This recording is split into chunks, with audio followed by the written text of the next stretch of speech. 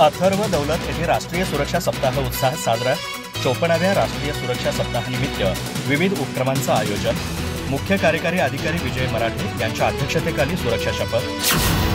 54व्या राष्ट्रीय सुरक्षा सप्ताहाचे औचित्य साधून राष्ट्रीय सुरक्षा दिनानिमित्त अथर्व दौलत येथे विविध उपक्रमांच्या माध्यमातून सुरक्षा सप्ताह साजरा करण्यात आला.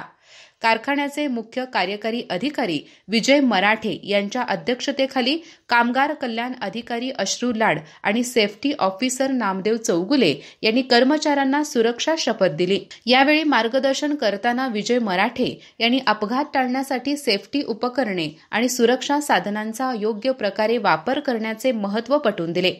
त्यांनी कर्मचाऱ्यांना कामावरून घरी जाताना हेल्मेटचा वापर करण्याचा सल्ला दिला. तसेच सुरक्षा नियमाचे पालन केल्यास अपघात टाळून कारखाना आणि राष्ट्राच्या प्रगतीत हातभार लागेल असे स्पष्ट केले.